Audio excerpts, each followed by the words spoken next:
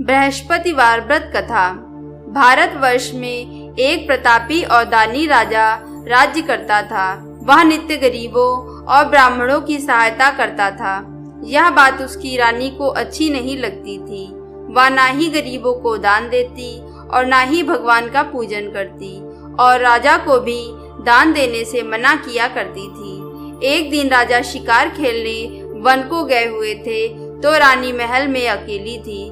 उसी समय बृहस्पति देव साधु के वेश में राजा के महल में भिक्षा के लिए गए और भिक्षा मांगी। रानी ने भिक्षा देने से इनकार किया और कहा, हे साधु महाराज, मैं तो दान पुण्य से तंग आ गई हूँ। मेरा पति सारा धन लुटाता रहता है। मेरी इच्छा है कि हमारा समस्त धन नष्ट हो जाए, फिर ना रहेगा बांस और ना बजेगी बांसुरी। साधु ने कहा, देवी तुम तो बड़ी विचित्र हो। धन संतान तो सभी चाहते हैं, पुत्र और लक्ष्मी तो पापी के भी घर होने चाहिए। यदि तुम्हारे पास अधिक धन है तो भूखों को भोजन दो, प्यासों के लिए प्याऊ बनवाओ, मुसाफिरों के लिए धर्मशालाएं खुलवाओ। जो निर्धन अपनी कुंवारी कन्याओं का विवाह नहीं करा सकते, उनका विवाह करा दो। ऐसे और भी कई काम हैं जिनके करने से तुम्हारा यश लोक परलोक में फैलेगा। पर रानी पर उपदेश का कोई प्रभाव नहीं पड़ा। वह बोली, महाराज आप मुझे कुछ ना समझाएं। मैं ऐसा धन नहीं चाहती जो हर जगह बांटती फिरूं। साधु ने उत्तर दिया, यदि तुम्हारी ऐसी इच्छा है तो तथास्तु। तुम ऐसा करना कि बृहस्पतिवार को घर लीपकर पीली मिट्टी से अपना सिर धोकर स्नान करना, भट्टी चढ़ाकर कपड़े धोना। ऐसा करने से आपका धन नष्ट हो जाएगा। इतना कहकर वह साधु महाराज वहां से आलोप हो गए। साधु के अनुसार कई बातों को पूरा करते हुए रानी को केवल 3 बृहस्पतिवार ही बीते थे कि उसकी समस्त धन संपत्ति नष्ट हो गई। भोजन के लिए राजा का परिवार तरसने लगा। तब एक दिन राजा ने रानी से कहा, हे रानी तुम यही रहो, मैं दूसरे देश को जाता हूँ, क्योंकि यहाँ पर सभी लोग मुझे जानते हैं, इसलिए मैं कोई छोटा कार्य नहीं कर सकता। ऐसा कहकर राजा परदेश चला गया। वहाँ वह जंगल से लकड़ी काट कर लाता और शहर में बेचता। इस तरह वह अपना जीवन व्यतीत करने लगा। इधर राजा के परदेश जाते ही रानी और दासी दुखी रहने लगी।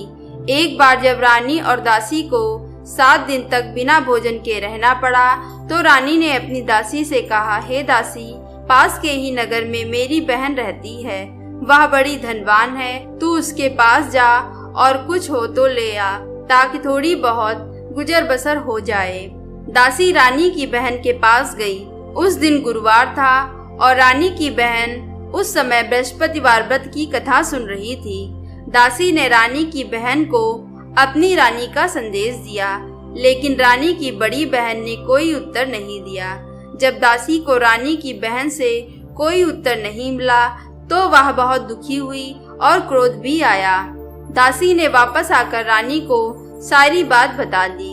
सुनकर रानी ने अपने भाग्य को कोसा। उधर रानी की बहन ने सोचा कि मेरी बहन की दासी आई थी, परंतु मैं उससे कुछ नहीं बोली, इससे वह दुखी हुई होगी। कथा सुनकर और पूजन समाप्त करके वह अपनी बहन के घर आई और कहने लगी, हे बहन, मैं बृहस्पतिवार का व्रत कर रही थी। तुम्हारी दासी मेरे घर आई थी, परंतु जब तक कथा होती है तब तक ना तो उठते हैं और ना ही बोलते हैं, इसलिए मैं नहीं बोली। कहो दासी क्यों गई थी? रानी बोली, बहन तुमसे क्या छिपाऊं, हमारे घर में खाने तक को अनाज नहीं था। ऐसा कहते कहते रानी की आंखें भर आई। उसने दासी समेत पिछले 7 दिनों से भूखे रहने तक की बात अपनी बहन को विस्तार पूर्वक सुना दी। रानी की बहन बोली, देखो बहन, भगवान बृहस्पति देव सबकी मनोकामना को पूर्ण करते हैं। देखो शायद तुम्हारे घर में अनाज रखा हो। पहले तो रानी को विश्वास नहीं हुआ, पर बहन के आग्रह करने पर उसने अपनी दासी को अंदर भेजा तो उसे सचमुच में अनाज से भरा एक घड़ा मिल गया। यह देखकर दासी को बड़ी हैरानी हुई। दासी रानी से कहने लगी, हे रानी, जब हमको भोजन नहीं मिलता तो हम व्रत ही तो करते हैं, इसलिए क्यों ना इनसे व्रत और कथा की विधि पूछ ली जाए ताकि हम भी व्रत कर सके। तब रानी ने अपनी बहन से बृहस्पतिवार व्रत के बारे में पूछा। उसकी बहन ने बताया, बृहस्पतिवार के व्रत में चने की दाल और मुनुक्का से विष्णु भगवान का केले की जड़ में पूजन करें तथा दीपक जलाएं, व्रत कथा सुने और पीला भोजन ही करें। इससे बृहस्पति देव प्रसन्न होते हैं। व्रत और पूजन विधि बताकर रानी की बहन अपने घर लौट गई। 7 दिन के बाद जब गुरुवार आया तो रानी और दासी ने व्रत रखा। गुड़साल में जाकर चना और गुड़ लेकर आई। फिर उससे केले की जड़ तथा विष्णु भगवान का पूजन किया। अब पीला भोजन कहाँ से आए, इस बात को लेकर दोनों बहुत दुखी थे। चूँकि उन्होंने व्रत रखा था, इसलिए बृहस्पति देव से प्रसन्न थे। इसलिए वे एक साधारण व्यक्ति का रूप धारण कर 2 थालों में सुंदर पीला भोजन दासी को दे गए। भोजन पाकर दासी प्रसन्न हुई और फिर रानी के साथ मिलकर भोजन ग्रहण किया। उसके बाद वे सभी गुरुवार को व्रत और पूजन करने लगी। बृहस्पति भगवान की कृपा से उनके पास फिर से धन संपत्ति आ गई, परंतु रानी फिर से पहले की तरह आलस्य करने लगी। तब दासी बोली, देखो रानी, तुम पहले भी इस प्रकार आलस्य करती थी। तुम्हें धन रखने में कष्ट होता था, इस कारण सभी धन नष्ट हो गया।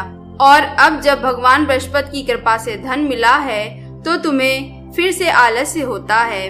रानी को समझाते हुए दासी कहती है कि बड़ी मुसीबतों के बाद हमने यह धन पाया है, इसलिए हमें दान पुण्य करना चाहिए, भूखे मनुष्य को भोजन कराना चाहिए और इस धन को शुभ कार्यों में खर्च करना चाहिए, जिससे तुम्हारे कुल का यश बढ़ेगा, स्वर्ग की प्राप्ति होगी और पितृ प्रसन्न होंगे। दासी की बात मानकर रानी अपना धन शुभ कार्यों में खर्च करने लगी, जिससे पूरे नगर में उसका यश फैलने लगा।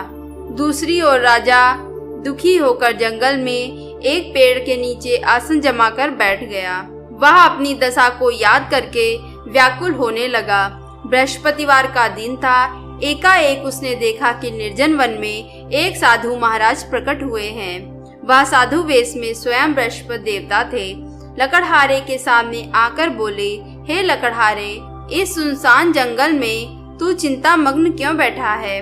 लकड़हारे ने दोनों हाथ जोड़कर प्रणाम किया और उत्तर दिया, महात्मा जी, आप तो सब कुछ जानते हैं, मैं क्या कहूँ। यह कहकर रोने लगा और साधु को अपनी आत्मकथा सुनाई।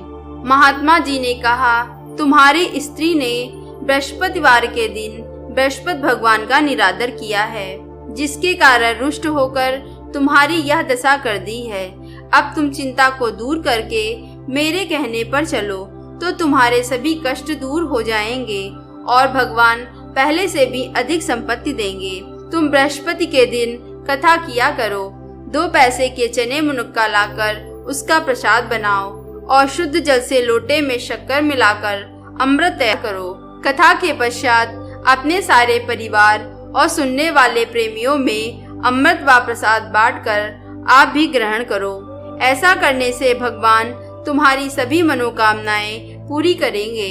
साधु के ऐसे वचन सुनकर लकड़हारा बोला, हे प्रभु, मुझे लकड़ी बेचकर इतना पैसा नहीं मिलता जिससे भोजन के उपरांत कुछ बचा सकूं। मैंने रात्रि में अपनी स्त्री को व्याकुल देखा है। मेरे पास कुछ भी नहीं है जिससे मैं उसकी खबर मंगा सकूं। साधु ने कहा, हे लकड़हारे, तुम किसी बात की चिंता मत करो। बृहस्पतिवार के दिन तुम रोज की तरह लकड़ियां लेकर शहर को जाओ। तुमको रोज से दुगना धन प्राप्त होगा, जिससे तुम भली भात भोजन कर लोगे तथा बृहस्पति देव की पूजा का सामान भी आ जाएगा। इतना कहकर साधु अंतर्ध्यान हो गए। धीरे धीरे समय व्यतीत होने लगा। फिर वही बृहस्पतिवार का दिन आया।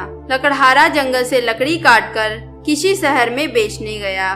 उसे उस दिन अधिक पैसा मिला। राजा ने चना गुड़ आदि लाकर गुरुवार का व्रत किया। उस दिन से उसके सभी क्लेश दूर हो गए। परंतु जब दोबारा गुरुवार का दिन आया तो बृहस्पतिवार का व्रत करना भूल गया। इस कारण बृहस्पति भगवान नाराज हो गए। उस दिन उस नगर के राजा ने विशाल यज्ञ का आयोजन किया तथा शहर में यह घोषणा करा दी कि कोई भी मनुष्य अपने घर में भोजन ना बनावे और ना ही आग जलावे। समस्त जनता मेरे यहाँ भोजन करने आवे।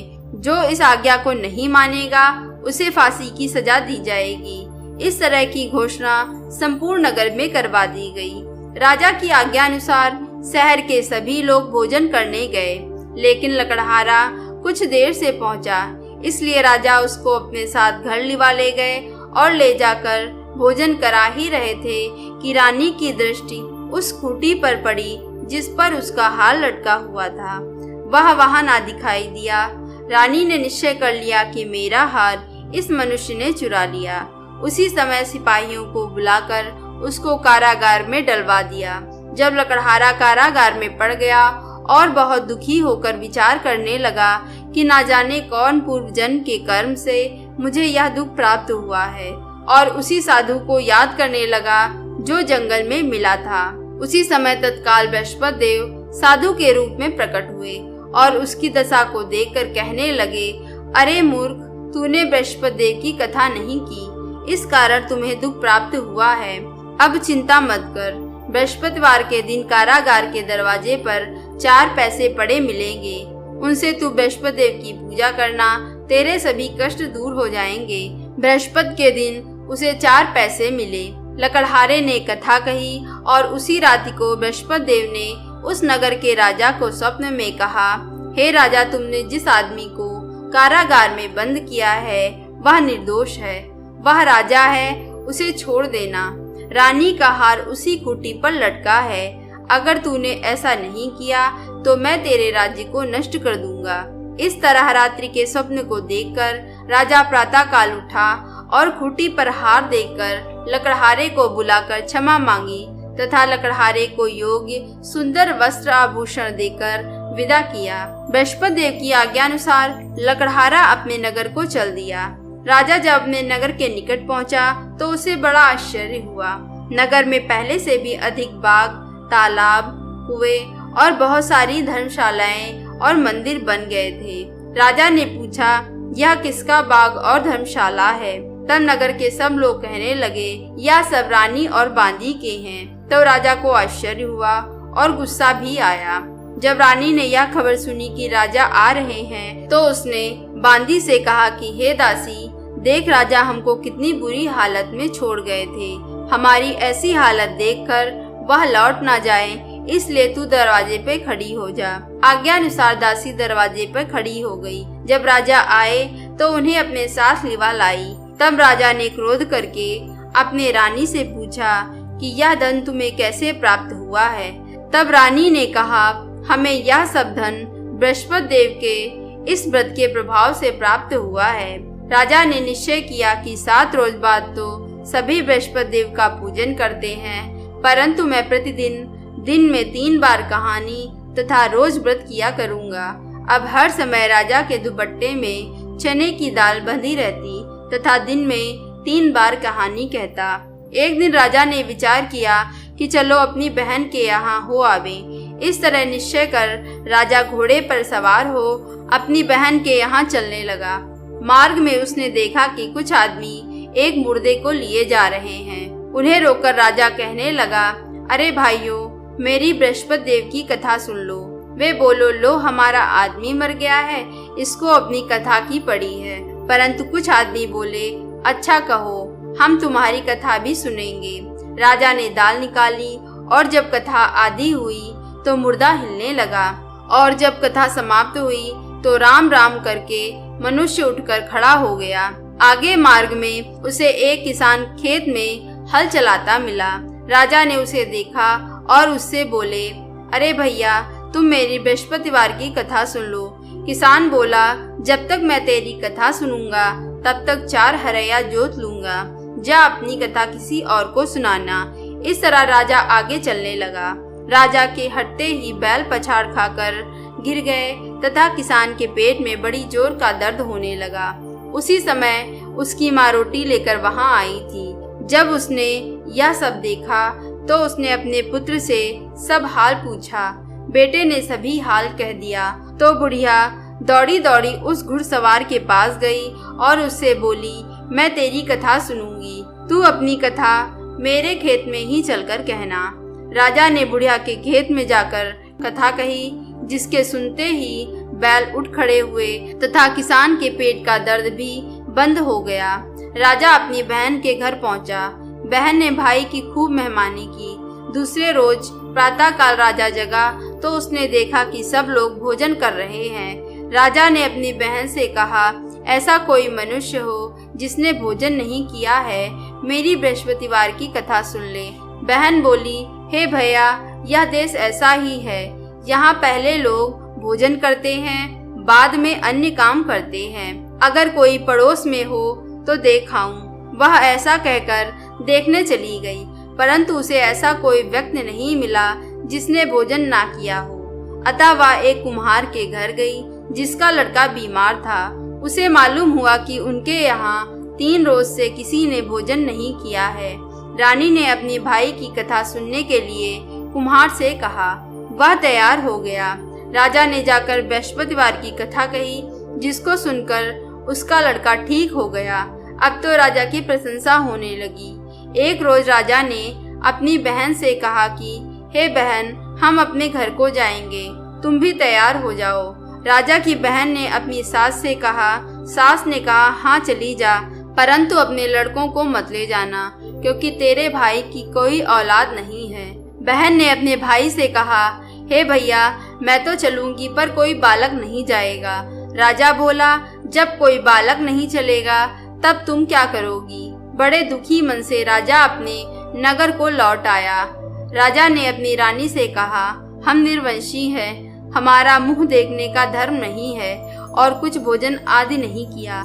रानी बोली, हे प्रभु, बृहस्पति देवता ने हमें सब कुछ दिया है, औलाद भी हमें अवश्य देंगे। उसी रात को बृहस्पति देव ने राजा से स्वप्न में कहा, हे राजा, उठ, सभी सोच त्याग दे, तेरी रानी गर्भ से है।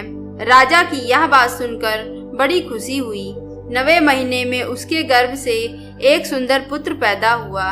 तब राजा ने कहा, हे रानी, स्त्री बिना भोजन के रह सकती है, बिना कहे नहीं रह सकती। जब मेरी बहन आवे तो तुम उससे कुछ मत कहना। रानी ने सुनकर हाँ कर दिया। जब राजा की बहन ने यह शुभ समाचार सुना तो वह बहुत खुश हुई और बधाई लेकर अपने भाई के यहाँ आई। तब रानी ने कहा, घोड़ा चढ़कर तो नहीं आई, गधा चढ़ी आई। राजा की बहन बोली, भाभी, मैं इस प्रकार ना कहती तो तुम्हें औलाद कैसे मिलती? बृहस्पति देव ऐसे ही हैं, जैसे जिसके मन में कामनाएं हैं सभी को पूर्ण करते हैं। जो सद्भावना पूर्वक बृहस्पतिवार का व्रत करता है एवं कथा पढ़ता है अथवा सुनता है, दूसरों को सुनाता है, बृहस्पति देव उसकी सभी मनोकामनाएं पूर्ण करते हैं। संसार में जो मनुष्य सद्भावना से भगवान जी का पूजन व्रत करते हैं, उनकी सभी मनोकामनाएं पूर्ण करते हैं।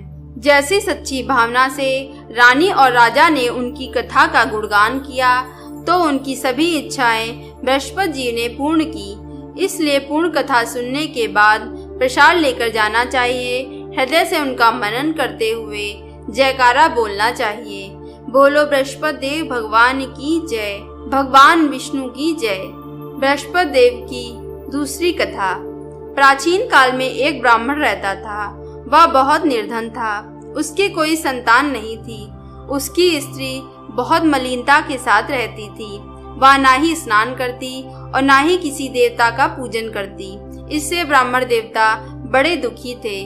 बेचारे बहुत कुछ कहते, किंतु उसका कुछ परिणाम ना निकला। भगवान की कृपा से ब्राह्मण की स्त्री के कन्या रूपी रत्न पैदा हुई। कन्या बड़ी होने लगी। प्रातः स्नान करके विष्णु भगवान का जाप व बृहस्पतिवार का व्रत करने लगी। अपने पूजन पाठ को समाप्त करके विद्यालय जाती तो अपनी मुट्ठी में जौ भर के ले जाती और पाठशाला के मार्ग में डालती जाती। जब ये जौ स्वर्ण के हो जाते तो उन्हें लौटते समय उनको बीनकर घर ले आती थी। एक दिन वह बालिका सूप में उस सोने के जौ को फटक कर साफ कर रही थी कि उसके पिता ने देख लिया और कहा, हे बेटी, सोने के जौ के लिए सोने का सूप होना चाहिए। दूसरे दिन बृहस्पतिवार था। इस कन्या ने व्रत रखा और बृहस्पति देव से प्रार्थना करके कहा, मैंने आपकी पूजा सच्चे मन से की है तो मेरे लिए सोने का सूप दे दो। बृहस्पति देव ने उसकी प्रार्थना स्वीकार कर ली। रोजाना की तरह वह कन्या जौ फैलाती हुई जाने लगी। जब लौटकर जौ बीन रही थी तो बृहस्पति देव की कृपा से उसे सोने का सूप मिला। उसे वह अपने घर ले आई और उसमें जौ साफ करने लगी, परंतु उसकी माँ का वही ढंग रहा। एक दिन की बात है, वह कन्या सोने के सूप में जौ साफ कर रही थी। उसी समय उस शहर का राजपुत्र वहां से होकर निकला। इस कन्या के रूप और कार्य को देखकर मोहित हो गया तथा अपने घर आकर भोजन तथा जल त्याग कर उदास होकर लेट गया। राजा को जब इस बात का पता लगा तो अपने प्रधानमंत्री के साथ अपने पुत्र के पास गए और बोले, हे बेटा, तुम्हें किस बात का कष्ट है? किसी ने अपमान किया है अथवा और कारण हो सो कहो, मैं वही कार्य करूँगा जिससे तुम्हें प्रसन्नता हो। अपने पिता की राजकुमार ने बातें सुनी तो वह बोला, मुझे आपकी कृपा से किसी बात का दुख नहीं है। किसी ने मेरा अपमान नहीं किया है, परंतु मैं उस लड़की से विवाह करना चाहता हूँ जो सोने के सूप में जौ साफ कर रही थी। यह सुनकर राजा आश्चर्य में पड़ गए और बोले, हे बेटा, इस तरह की कन्या का पता तुम ही लगाओ। मैं उसके साथ तेरा विवाह अवश्य ही करा दूंगा। राजकुमार ने उस लड़की के घर का पता बतलाया। तब मंत्री उस लड़की के घर गए और ब्राह्मण देवता को सभी हाल बतलाया। ब्राह्मण देवता राजकुमार के साथ अपनी कन्या का विवाह कराने के लिए तैयार हो गए तथा विधि विधान के अनुसार ब्राह्मण की कन्या का विवाह राजकुमार के साथ हो गया। कन्या के घर से जाते ही पहले की भांति उस ब्राह्मण देवता के घर में गरीबी का निवास हो गया। अब भोजन के लिए भी अन्न बड़ी मुश्किल से मिलता था। एक दिन दुखी होकर ब्राह्मण देवता अपनी पुत्री के पास गए। बेटी ने पिता की दुखी अवस्था को देखा और अपनी माँ का हाल पूछा। तब ब्राह्मण ने सभी हाल कह दिया। कन्या ने बहुत सा धन देकर अपने पिता को विदा किया। इस तरह ब्राह्मण का कुछ समय सुखपूर्वक व्यतीत हुआ। कुछ दिन बाद फिर वही हाल हो गया। ब्राह्मण फिर अपनी कन्या के यहाँ गया और सारा हाल कहा तो लड़की ने कहा, हे पिताजी, आप माताजी को यहाँ लिवा लाओ। मैं उन्हें विधि बता दूंगी जिससे गरीबी दूर हो जाएगी। वह ब्राह्मण देवता अपनी स्त्री को साथ लेकर पहुँचे तो अपनी माँ को समझाने लगी, हे माँ, तुम प्रातः काल प्रथम स्नानादि करके विष्णु भगवान का पूजन करो तो सब दरिद्रता दूर हो जाएगी। परंतु उसकी माँ ने एक भी बात नहीं मानी और प्रातः काल उठकर अपनी पुत्री के बच्चों की जूठन को खा लिया। इससे उसकी पुत्री को बहुत गुस्सा आया और एक रात को कोठरी से सभी सामान निकाल दिया और अपनी माँ को उसमें बंद कर दिया। प्रातः काल उसे निकाला तथा स्नानादि कराकर पाठ करवाया तो उसकी माँ की बुद्धि ठीक हो गई। फिर वह प्रत्येक बृहस्पतिवार को व्रत रखने लगी। इस व्रत के प्रभाव से उसके माँ बाप बहुत ही धनवान और पुत्रवान हो गए और बृहस्पति जी के प्रभाव से इस लोक के सुख भोग कर स्वर्ग को प्राप्त हो गए। सब बोलो विष्णु भगवान की जय, बोलो बृहस्पति देव भगवान की जय।